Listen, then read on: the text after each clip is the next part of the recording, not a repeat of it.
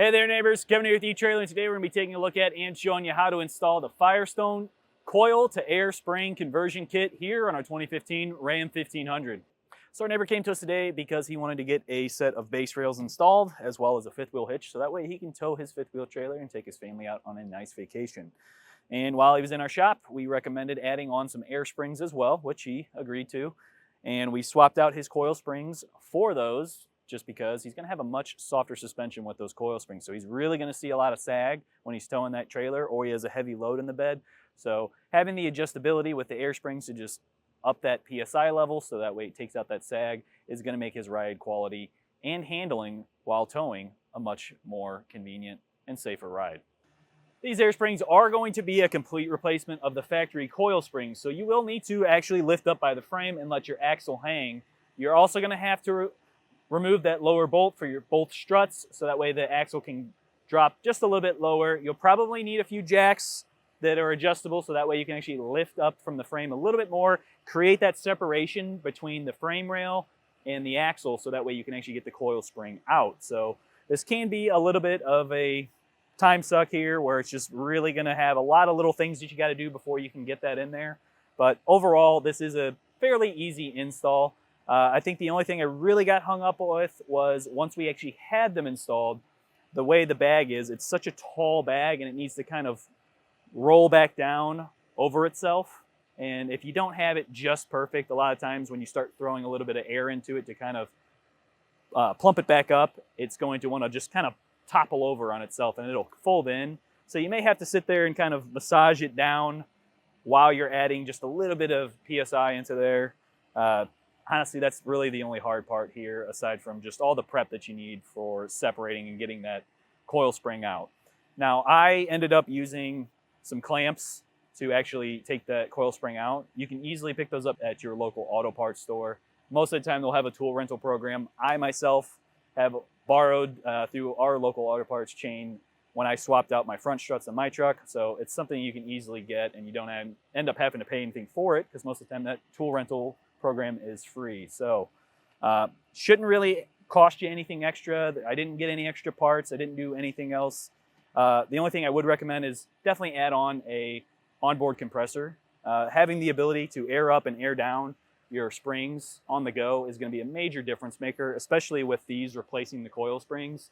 If there ever was an issue, maybe we had a slow leak while we're out and about and we don't have time to stop, that would give us that instant PSI lift so that we can get it back to where we need to be and get us to that next destination to where we can stop, take a look at what's going on and figure out what the leak is. So these air springs will go from 5 PSI as your minimum up to 100. You'll definitely want to have a minimum of 5 PSI, probably a little bit more since this is replacing your coil springs. That's something where you'll have to kind of just figure it out yourself, what feels comfortable. And then from there, all the way up to 100 PSI. And that 100 PSI is going to be maxing out at that 3,000 pounds of load leveling capacity. Now, just because this can handle 3,000 pounds doesn't mean the rest of your suspension or the bed itself can actually handle that weight. So you will want to make sure that you are still following what the actual capacity is for your payload and make sure that you're not overdoing it and ending up damaging something else on your vehicle when you think that your springs can actually handle all that weight. So with all that being said, if you don't feel comfortable taking your coil springs out, I know that is a scary thing for a lot of people, then definitely feel free to use our dealer locator. You can enter in your zip code to find a shop near you and get these swapped out professionally. Now, if you are wanting to do this yourself, stick around and I'll help walk you through the process.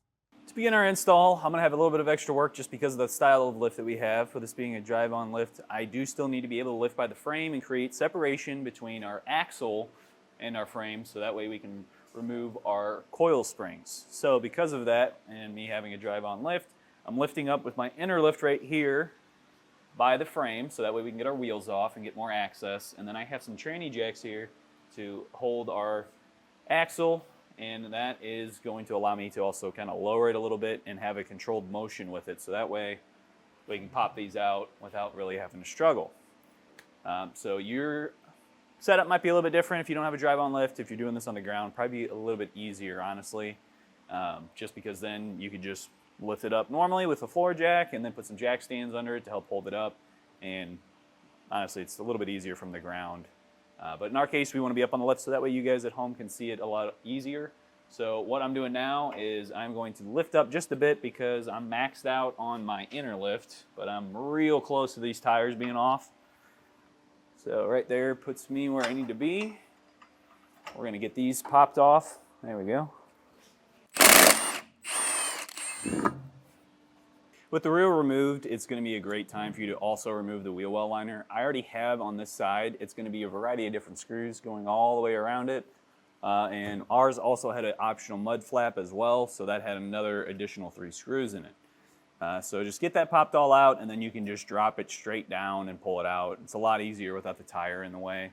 Once you get past that though, we're now going to be shifting over to removing our lower bolt on our shock, so that way we can get a little bit more spacing between our axle and our suspension, so we can get that coil spring out. And to do so, we're going to use the 21mm socket and wrench. And this bolt should slide right out if you don't have pressure on it. Looks like we have some pressure on it, so we can use our training jacks to lift the axle back up a little bit more, making sure that we're doing both sides evenly. Still getting a little bit of pressure from it, but you can see once we get to that point, it does kind of just slide right out. All right, at this point, now that we have our shocks removed, that's going to allow us to start dropping the axle back down. Make sure you're doing it nice and even. We'll get that separation, and then we'll be able to pop the coil springs out. Yeah, I could probably just stick a pry bar on here and pop it off the cup, but personally, I prefer to use the spring compressor clamps. So that's what I am going to do. You at home can choose whichever method you'd prefer, but this is just going to help close the spring up a little bit, give us what we need to get it off. We can drop that down. And then we can remove our clamps here and do the same thing over on the other side. Next, we're going to build our air springs. We'll have these threaded screws that we'll just hand tighten into the top of our air spring. And then we'll have what essentially is a roll plate here, and that'll drop down on top. Now, but on top of this, we'll have our actual spring seat. That's the actual frame mount on our vehicle. And then on top of that, we're going to have this black plate we're going to set down in there. And then we'll have some flange nuts we're going to throw on at the end. Now, before we do that, we also want to throw on our 90-degree air fitting. We'll thread that in. And you'll want a 12mm wrench so you can fully tighten it down.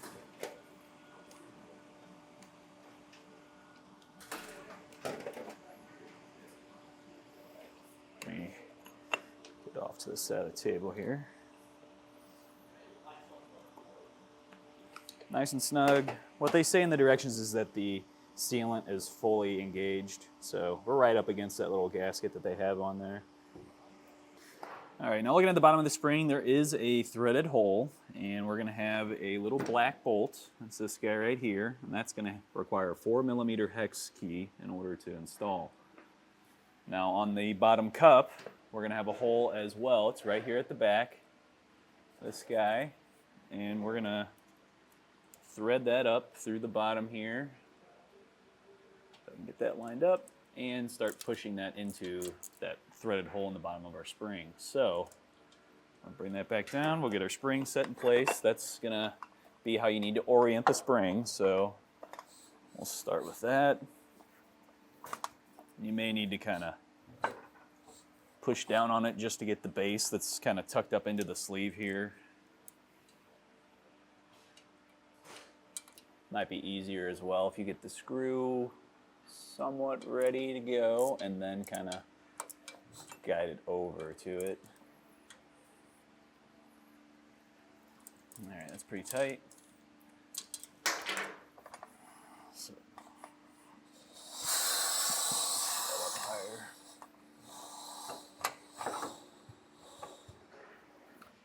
all right, now we have a position. I've lifted the air spring up, and we're going to be putting in our top plate, so I'll slip that up over. That lined up with our bolts, and then at the end we'll throw on our 3/8 flange nuts.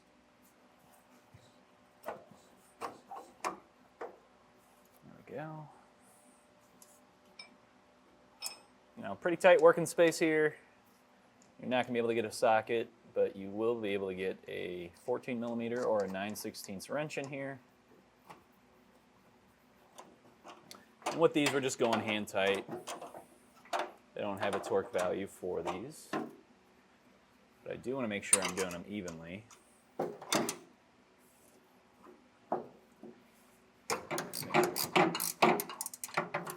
All right, we got both sides in now. I've also reinstalled my lower bolt for my struts. So those are back in, and I get those snug down again. At this point now, we can start throwing the wheels back on and getting all of our jacks out of the way so that we could actually have this sit. But I think I'm going to leave the wheels off and the wheel well liners off for just right now. We will have to trim our wheel well liners possibly to allow for our air hose or air lines to run through, because those do come down pretty far. I might just hold it up and kind of take a look at it, because our air fitting is at the front of our bags, facing towards the front of the vehicle.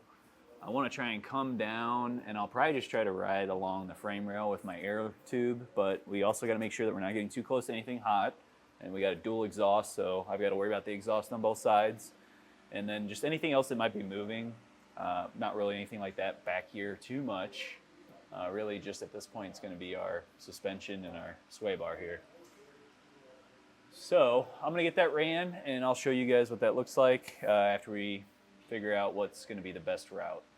All right, starting out with our driver's side bag here. Our airline fittings are going towards the front of the vehicle, so they're over there. I have it wrapped around the back side, and then coming through this hole we have in our mount.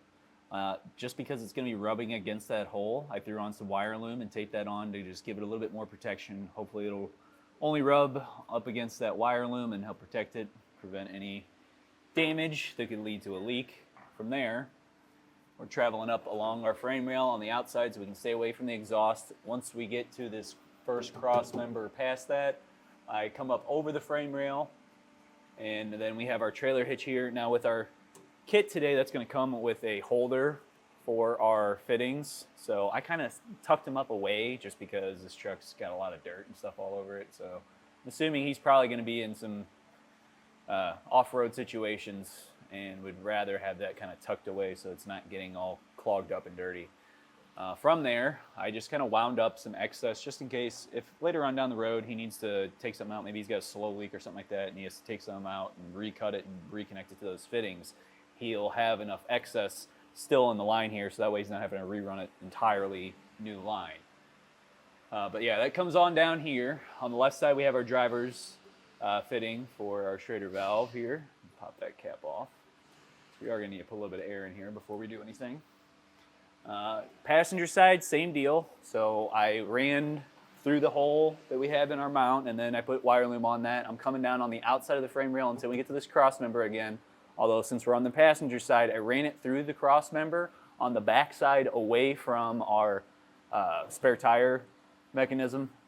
And there's a hole that's in the cross member right here with this beam that runs from this cross member to this cross member. So I zip tied it there just to keep it away. So his is looking a little worse for wear. So I know I've had to replace mine a couple times. I didn't want to zip tie to that just so that way if he ever has to, he doesn't have to take the line back off. It's all good to go and out of the way.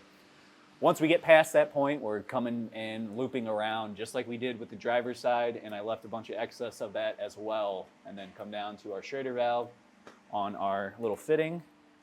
For the Schrader valves, you're going to have two flat washers. One's going to go on the inside, and then there's going to be a nut that's already on the valve before you take it out of the package. You pop that nut off, the nut's going to go on this side along with a flat washer, and then you just finish it off with the cap, help prevent any water or dirt or anything getting in there and corroding up the valve. So now that we have everything installed, now we have to come back. We're going to throw our wheels back on, put our wheel well liners back in, and we can put on the spare tire, and then we're going to want to air up to 5 psi at minimum before we do anything really. We don't want to set this back down on there without any air in the bags. After that, we also want to do a leak test, so I'm going to put these up to 50 psi, and then we'll go and we'll spray each fitting, our connection to our Schrader valve, and then just the connection at our fitting on our airbags, just because there's no T's or anything else, so just 2 fittings to check.